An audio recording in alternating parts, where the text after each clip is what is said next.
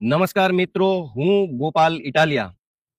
દોસ્તો, આજે 6 ઓગસ્ટ 2025 ગઈકાલે હું ગુજરાતની વિધાનસભામાં જઈને માનનીય મુખ્યમંત્રીશ્રીને રૂબરૂ મળ્યો હતો.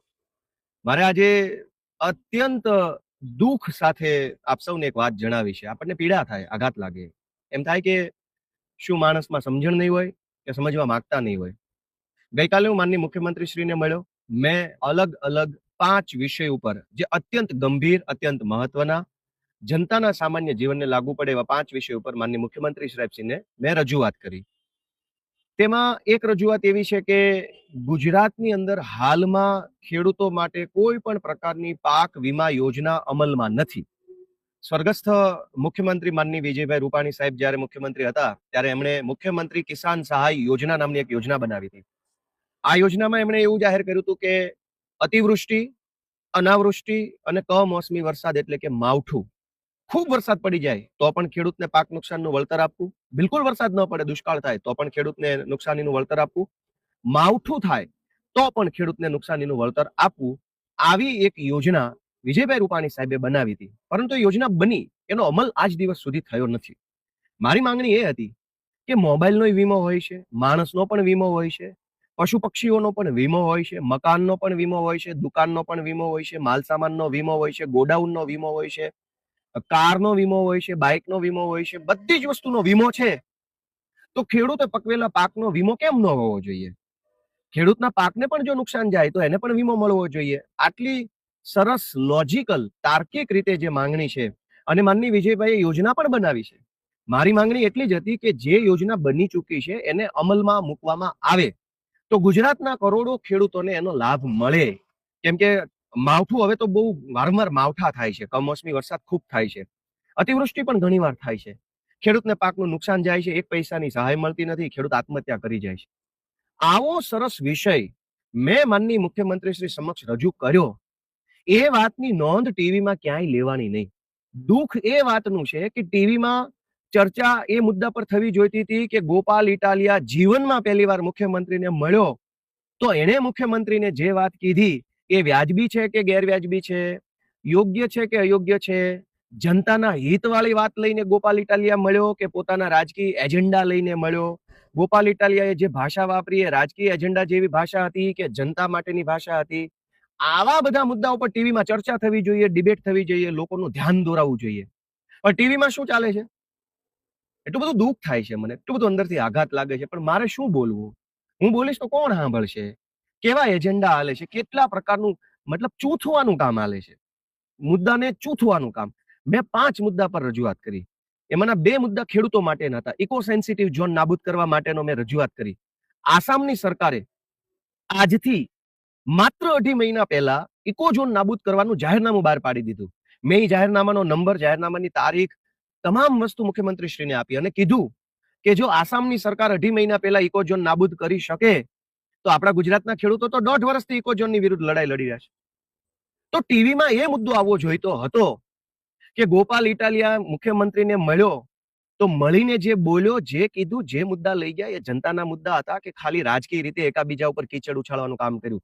ગોપાલે ધારાસભ્ય તરીકે શું કામ કર્યું, કેવું કામ કર્યું, સારું કામ કર્યું, ખરાબ કામ કર્યું, યોગ્ય કર્યું, અયોગ્ય કર્યું, વ્યાજબી કર્યું, ગેરવ્યાજબી કર્યું? ગોપાલે જે મુદ્દા કાયદા પ્રમાણે ઉઠાવ્યા એ કાયદા પ્રમાણે સાચા છે કે કાયદા પ્રમાણે ખોટા છે? એ બધી વસ્તુ ઉપર જો ટીવીમાં વિશ્લેષણ થાય તો હજારો લોકોને સાચી વાત જાણવા મળે. પણ મારું દુઃખ એ વાતનું છે કે ટીવીની અંદર એકદમ, મતલબ ચૂથવાની વાતો હાલે છે, કેવા કેવા વિષયો, કેવી કેવી વાતો હાલે, જેનો ગુજરાતની આમ જનતાને કોઈ ફાયદો નથી. હું કાલે મુખ્યમંત્રીશ્રીને મળવા ગયો. મારા જીવનની પહેલી મુલાકાત હતી. પહેલી વાર મેં મુખ્યમંત્રીની ચેમ્બર જોઈ. મુખ્યમંત્રીની ચેમ્બરની બહાર મંત્રીઓ ઉભા હતા, અનેક ધારાસભ્યો ઉભા હતા, પૂર્વ ધારાસભ્યો ઉભા હતા, ગુજરાતના નામચીન લોકો જેને તમે જિંદગીમાં નજીકથી ના જોય એવા લોકો ત્યાં ઉભા હતા.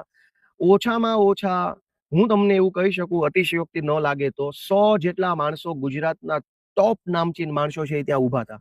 અને લાઈન જેવું કોઈ લાઈનમાં નતું ઉભું, કેમ કે એટલા બધા જાજા માણસો હતા કે એ સારું, પણ બધા પોતપોતાની રીતે જેને જ્યાં જગ્યા મળે ત્યાં ઉભા હતા. કાલે મને ભાજપના અનેક ધારાસભ્યો મળ્યા, પૂર્વ મંત્રી મળ્યા, ચાલુ મંત્રી મળ્યા, ગુજરાતના પ્રતિષ્ઠિત આગેવાનો મળ્યા, વેપારીઓ મળ્યા, 100 વખત છાપામાં આવી ગયા હોય એવા સામાજિક ને રાજકીય અગ્રણીઓ, વેપારી અગ્રણીઓ મળ્યા, બધા જ મળ્યા છે. કેમ કે બધા જ મુખ્યમંત્રીની ચેમ્બરની બહાર ઉભા હતા, તો હું ઉભો હતો. કોંગ્રેસના નેતાઓ મળ્યા, ભાજપના નેતાઓ મળ્યા, ધંધાવાળા મળ્યા, વેપારવાળા મળ્યા, કલાકારો મળ્યા. જથ્થાબંધ માણસો કાલે ત્યાં ઉભા હતા, કેમ કે મુખ્યમંત્રીની ચેમ્બર છે એની બહાર બધા જ ઉભા હોય, બધા જ વાતો. અને મને, હું ત્યાં જાઉં અને કોઈ મને કંઈક બે શબ્દો રામ રામ કરે, શુભેચ્છા આપે, કોંગ્રેચ્યુલેશન્સ કરે, કોઈ મને કંઈક પૂછે કેવું લાગે છે, શું છે, તો શું એની યાર વાત નહીં કરું? ગોપાલ ઇટાલિયા જિંદગીમાં પહેલી વાર મુખ્યમંત્રીને મળ્યા પછી એને પહેલી વખત શું કામ કર્યું? પોતાનો રાજકીય એજન્ડા લઈને ગયા, બીજેપીનું એક ખરાબ ચિતરવા માટેની માનસિકતા લઈને હું વિધાનસભામાં ગયો, અથવા હું બહુ મહાન ક્રાંતિકારી છું એ મારી છબી ચમકાવવા માટે ગયો, કે ખરેખર હું જનતાના જીવનને લાગુ પડતી હોય એવી કોઈ વ્યાજબી વાત લઈને ગયો? એનું કોઈ વિશ્લેષણ જ ટીવીમાં નથી. કે ગોપાલ ઇટાલિયા છબી ચમકાવવાની વાત લઈને ગયો, ભાજપનું ખરાબ દેખાય એવા એજન્ડા લઈને ગયો, મુખ્યમંત્રીને ખરાબ ચિતરી શકાય એવું કઈ લઈને ગયો, કે ખરેખર આમ જનતાને લાગુ પડતી હોય એવી વ્યાજબી વાત લઈને ગયો? એ બાબત ઉપર ટીવીમાં કોઈ ચર્ચા જ નથી.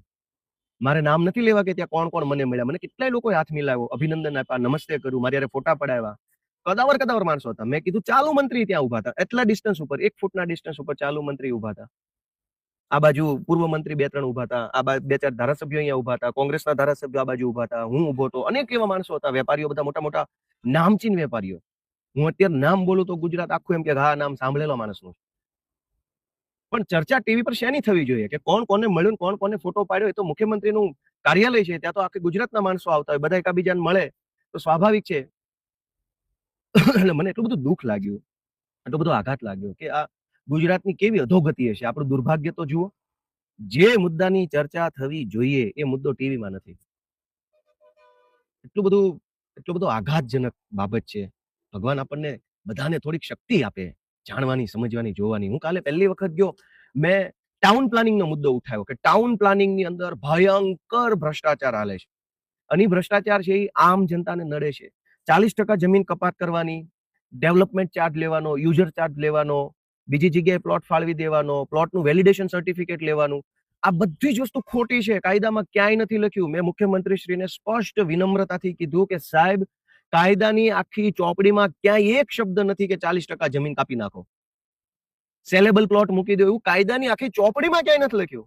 આ અધિકારીઓ છે એ વર્ષોથી કાપે છે. રજૂઆત કરીએ તો એમ કે છે કે આ તો 30 વર્ષથી આમ જ ચાલે છે. ભાઈ 30 નહીં 300 વર્ષથી ચાલતું હશે, પણ કાયદાની ચોપડીમાં લખ્યું હોય તો ભલે હાલતું, નથી લખ્યું તો હવે બંધ કરી દો. આટલો મોટો મુદ્દો હું લઈને ગયો, કેમ કે ગુજરાતના તમામ મોટા શહેરોમાં જે પાણી ભરાઈ જાય છે ચોમાસામાં, એની પાછળનું મુખ્ય કારણ ટીપી એક્ટનો અમલ નથી થતો. એટલે ટીપીનો અમલ થાય તો પાણી ન ભરાય. ગુજરાતના તમામ શહેરોમાં ગટરો ઉભરાઈ જાય છે, એના પાછળનું કારણ ટીપી એક્ટનો અમલ નથી થતો એ છે. ગુજરાતના તમામ મોટા શહેરોની અંદર ટ્રાફિક જામ અને પાર્કિંગના ઇસ્યુ છે, એનો કારણ ટીપી એક્ટ. ગુજરાતના લગભગ મોટા શહેરોની અંદર પૂરતા પ્રેશરથી પાણી નથી આવતું, એનું કારણ ટીપી એક્ટ છે. ગુજરાતના તમામ મોટા શહેરોની અંદર મકાનો મોંઘા મળે છે, નાના નાના મકાનો છે, બાકસની સાઈઝના, માચીસની સાઈઝના મકાનો મળે છે, 1 BHK, 1.5 BHK, 2 BHK. છતાં એટલા મોંઘા મોંઘા મકાન છે, એની પાછળનું કારણ ટીપી એક્ટ છે. મેં ઇકોઝોન બાબતે ખેડૂતોને પાક વીમો જ નથી મળતો. ગુજરાતના તમામ રાજ્યોમાં પાક વીમો મળે છે, ગુજરાતમાં જ નથી મળતો. સોરી, ભારત દેશના તમામ રાજ્યોમાં પાક વીમો મળે છે, ગુજરાતમાં જ નથી. તો કેટલું દુર્ભાગ્ય કહેવાય કે એક બકરીનો વીમો હોય છે, એક ભેંસનો વીમો હોય છે, પણ ખેડૂતના 10 વીઘાના ખેતરમાં ઉભી રહેલી મગફળીનો કોઈ વીમો જ નથી. તો મેં સેન્સિટિવ, ગંભીર, અત્યંત મહત્વના મુદ્દા માનનીય મુખ્યમંત્રી શ્રી સમક્ષ રાખ્યા, ધારાસભ્યની હેસિયતથી મુદ્દા રાખ્યા. તો ધારાસભ્ય તરીકે મેં કેવું કામ કર્યું, મારી વાણી વર્તન કેવા હતા, મારી વિનમ્રતા હતી કે નહોતી, મારા મુદ્દા કેવા હતા, મારો એજન્ડા કેવો હતો, એ બાબતની ચર્ચા ટીવી પર થવી જોઈએ. પછી મારા મુદ્દા છે એ કેવા છે એ બાબતની ચર્ચા ટીવી પર થવી જોઈએ. એના બદલે ટીવીમાં શું આવે છે? એટલું બધું દુઃખ લાગે છે દોસ્તો. એટલું બધું રાજકારણ અમે કરીએ છીએ અને કરવાના છીએ. ભવિષ્યમાં રાજકારણનો વિષય છે ત્યાં રાજકારણ કરશું, ટીકા ટિપ્પણી કરશું, મેણા ટોણા જે કાંઈ આવશે કરતા રહીશું. કેમ કે એ પાર્ટ ઓફ બિઝનેસ છે. રાજનીતિમાં છીએ તો જાણતા કે અજાણતા, મનથી કે કમને કાંઈક તો બોલવું પડતું હોય છે, કાંઈક બોલીએ તો કાંઈક થાય. પણ જ્યારે હું મુખ્યમંત્રીને એક ધારાસભ્ય તરીકે મળું છું, એ ઘટનાને બતાવવાના બદલે મુખ્યમંત્રી કાર્યાલયની બહાર કોણ મળ્યું, શું વાત કરી, એ ક્યાં ચર્ચાનો વિષય છે? મુખ્યમંત્રી કાર્યાલયની બહાર હાઈ પ્રોફાઇલ માણસો હંમેશા રહેવાના, ટોળા મોઢે રહેવાના, વર્ષોથી રહે છે. સીએમના ચેમ્બરની વેઇટિંગ રૂમમાં હાઈ પ્રોફાઇલ માણસો જ બેઠા હોય છે. એ ચર્ચાનો વિષય નથી. ચર્ચાનો વિષય એ છે કે ધારાસભ્ય મુખ્યમંત્રીને મળ્યા તો ચર્ચા શું કરી, એ ચર્ચા સાચી છે ખોટી છે એમ. અથવા જે ભાઈના વિશે વાત છે એ આવ્યા હતા ત્યાં મુખ્યમંત્રીને મળવા, એમણે શું રજૂઆત કરી, શું ચર્ચા કરી, કેમ કોઈ પૂછતું નથી? ગુજરાતની જનતા જાગે કે ગુજરાતની જનતાને ગળે ટૂંપો દઈ દેવામાં માત્ર ભાજપ જવાબદાર નથી, આ એજન્ડા વાળા જવાબદાર છે, જે રોજ જાગીને તમને એજન્ડા બતાવે છે. સાચી વાત કોઈ બતાવવા તૈયાર નથી, સાચો મુદ્દો બતાવવા તૈયાર નથી. અવડો મોટો ખેડૂતોનો મુદ્દો છે, ઇકોઝોન, પાક વીમો, ટાઉન પ્લાનિંગ, આખા ગુજરાતની જનતા રીબાય છે ટાઉન પ્લાનિંગના કારણે. એ કોઈ ટીવીમાં આવતું નથી કે સાચું છે કે ખોટું. હું છાતી ઠોકીને એમ કહું છું કે ટાઉન પ્લાનિંગ એક્ટના કાયદાની આખી ચોપડીમાં એક શબ્દ એવો નથી લખ્યો કે 40% જમીન કાપી લેવી, છતાંય જબરજસ્તીથી નાગાઈ કરીને જમીનો કાપી લે છે. અને એ જ જમીન પાછી વેચાઈ જાય છે બિલ્ડરોને. જ્યારે જમીન કાપવામાં આવે ત્યારે એવું કહેવાય છે કે આ શાળા માટે, આ દવાખાના માટે, આ ફાયર સ્ટેશન માટે, આ સ્વિમિંગ પુલ માટે. કોઈ શાળા, ફાયર સ્ટેશન, દવાખાનું બનતું નથી, એ જ જગ્યા બિલ્ડરોને વેચાઈ જાય છે. તો ખેડૂતની 40% જમીન મફતના ભાવે કાપી લીધા પછી એની એ જ જમીન પાછી કરોડો રૂપિયામાં બિલ્ડરને વેચી દેવામાં આવે, એ જ જમીન ઉપર બિલ્ડર અબજો રૂપિયાનું બિલ્ડિંગ બનાવે અને એ જ ખેડૂતને વેચે.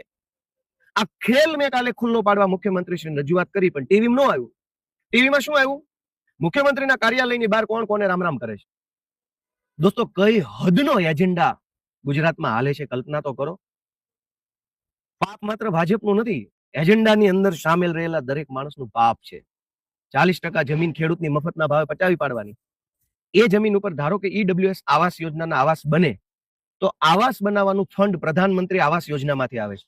તમે જોજો, કરોડો રૂમ કૌભાંડનું કહું, મુખ્યમંત્રીશ્રીને રજૂઆત કરી કે ખેડૂતની 40% જમીન કાપી, એ જમીન ઉપર એક પ્લોટ અનામત મૂક્યો, એમાં એવી અનામત આપવામાં આવી કે ઈડબ્લ્યુએસ આવાસ માટે અનામત પ્લોટ, તો જમીન મફત થઈ ગઈ કોર્પોરેશન પાસે. પ્રધાનમંત્રી આવાસ યોજનામાંથી ફંડ આવ્યું, એનાથી બાંધકામ થયું ફ્લેટ્સનું, 15 માળના ફ્લેટ બનાવ્યા પ્રધાનમંત્રી આવાસ યોજનામાંથી, જમીન આવી ગઈ ખેડૂતની મફત. હવે ઈડબ્લ્યુએસ આવાસ જો ગરીબોને આપવામાં આવે તો 10-10 લાખ રૂપિયા શેના લેવામાં આવે છે? જમીન મફત છે, બાંધકામ કેન્દ્ર સરકારનું છે, તો ગરીબ પાસેથી પૈસા લેવામાં શું કામ આવે છે? પૈસા ક્યાં જાય છે? આ બધા વિષય ઉપર કોઈ ચર્ચા ટીવીમાં કરવાના બદલે જે પ્રકારની ચર્ચા ટીવીમાં થાય છે, એટલું બધું દુઃખ લાગે છે, એટલો બધો આઘાત લાગે છે કે સાચું કોણ બતાવશે, સાચી વાત કોણ કરશે? અને સાચી વાત નહીં કરો તો ગુજરાતની જનતાનું શું થશે? મેં ગઈકાલે કોઈ રાજકીય એજન્ડા ઉપર વાત નથી કરી, કોઈ પાર્ટીનું નામ નથી બોલ્યો, કોઈના વિશે હું ખરાબ નથી બોલ્યો, મેં સરકારની કાલે ટીકા નથી કરી, મુખ્યમંત્રી વિશે ખરાબ નથી બોલ્યો, કશું જ ખરાબ બોલ્યા વગર, કશું જ રાજકીય સ્ટેટમેન્ટ આપ્યા વગર, માત્ર અને માત્ર જનતાના મુદ્દામાં હું શું બોલ્યો, એ મુદ્દામાં મારું લોજિક શું છે, કાયદા શું છે, આટલી વાત મેં કરી. આ વાત જનતા સુધી પહોંચાડવાની જરૂર હતી, પણ નહીં પહોંચાડે. દોસ્તો, તમે જાગો, હું તો હાથ જોડું છું તમને. ધારાસભ્ય તો હું 2 વર્ષ પૂરતો છું, આવતીકાલે રામ જાણે હું શું હશે શું નહીં હોઉં. પણ દોસ્તો, સત્ય જે છે ને, એ સત્ય ક્યારેય ઢંકાવવું ન જોઈએ, સત્ય ઊભું ન રહેવું જોઈએ, સત્યની ઉપર જૂઠનો પડદો ન પડી જવો જોઈએ. એની જવાબદારી આપણા બધાની છે. મેં ગઈકાલે 5 મુદ્દા પર સત્ય ગુજરાતની જનતા સમક્ષ મૂકવાની કોશિશ કરી, જેમાં એક હતો ઇકોઝોન, બીજો હતો પાક વીમાની યોજના જે ગુજરાતમાં નથી લાગુ કરવામાં આવે, ત્રીજો હતો ટાઉન પ્લાનિંગ એક્ટ કે જેનું ગુજરાત આખામાં ખોટું અમલીકરણ કરવામાં આવે છે, એના કારણે શહેરોની અંદર સમસ્યા વધે છે. ચોથો મુદ્દો મારો હતો પવન ચક્કી અને સોલાર ઉપર પ્રોપર્ટી ટેક્સ લેવો જોઈએ, કેમ કે એ પણ એક પ્રકારની પ્રોપર્ટી છે. અને 5મો મુદ્દો મારો હતો કે માલધારી સમાજને વાડા ફાળવવામાં આવે, જેથી કરીને પશુપાલન સારી રીતે કરે. આટલા ગંભીર, આટલા મહત્વના, આટલા જરૂરી, આટલા લોજિકલ, આટલા કાયદાકીય મુદ્દાની ક્યાંય ચર્ચા જ નથી. ચર્ચા એટલી બધી ખરાબ ચર્ચા છે. જે મુદ્દા જનતાને લેવા દેવા નથી એની શું કામ ચર્ચા કરવાની? હું ગુજરાતની જનતાને હાથ જોડું છું, તમે જાગશો તો ગમે એવા મોટા એજન્ડા હશે ને ધોવાઈ જશે, સાફ થઈ જાય. પણ તમે નહીં જાગો તો બધા પોતાનો એજન્ડા ચલાવી અને તમારા રૂપિયા તમારા ઉપર રાજ કરશે. ગુજરાતની જનતા જાગે, પોતાનો આત્મા જગાડે, પોતાની જાતને પૂછે કે ગોપાલ ઇટાલિયાએ ગઈકાલે વિધાનસભામાં મુખ્યમંત્રીશ્રીને જે રજૂઆત કરી એ વ્યાજબી છે? તમારો આત્મા એમ કે નહીં, ગોપાલે કાલે રાઈટ વાત કરી, ગોપાલે કાલે કોઈ રાજકીય વાત નથી કરી, ગોપાલે કાલે કોઈ ખોટો એજન્ડા નથી કર્યો, ગોપાલે ગુજરાતની જનતાના તમામ સમાજ માટે વાત કરી છે. તમારો આત્મા એમ કે ગોપાલ ઇટાલિયાએ કાલે સાચું કામ કર્યું છે, તો આ વિડીયો હજારો લોકો સુધી પહોંચાડો ને એજન્ડા કરનારાને ખુલ્લા પાડો. જય જય ગરવી ગુજરાત.